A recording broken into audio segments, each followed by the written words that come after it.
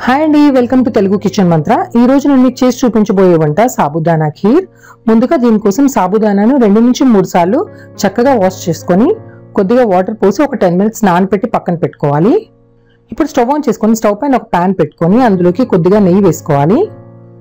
నెయ్యి వేడిన తర్వాత చిన్నగా కట్ చేసి పెట్టుకున్న డ్రై ఫ్రూట్స్ అన్ని ప్యాన్లోకి వేసుకొని మధ్య మధ్యలో కలుపుకుంటూ ఫ్రై చేసుకోవాలి.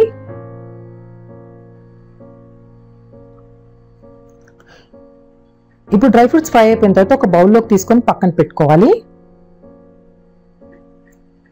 ఇప్పుడు అదే నెయ్యిలోకి వాటర్లో నుండి సాబుదానాన్ని తీసుకొని ప్యాన్లోకి వేసుకోవాలి. ఉండలు కట్టకుండా మధ్య మధ్యలో కలుపుకుంటూ ఫ్రై చేసుకోవాలి.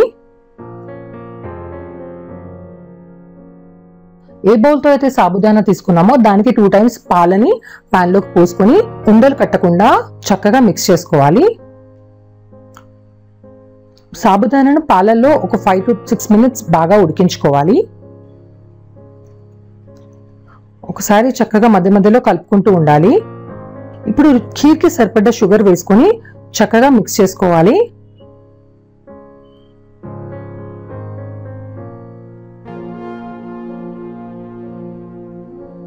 సాబుదానా ఉడికిందో లేదో మళ్ళీ ఒకసారి చెక్ చేసుకోవాలి.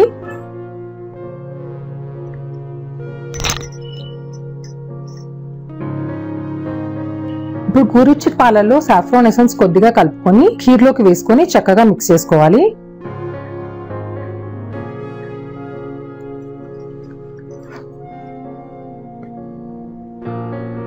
కలర్ కోసం నేను మిక్స్ చేస్తున్నాను, ఆప్షనల్, మీకు కావాలంటే స్కిప్ చేసుకోవచ్చు.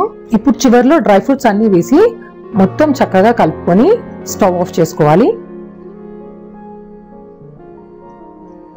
వేడివేడిగా సాబుదానా ఖీర్ రెడీ అయిపోయింది. సర్వింగ్ బౌల్లోకి సర్వ్ చేసుకుంటున్నాను.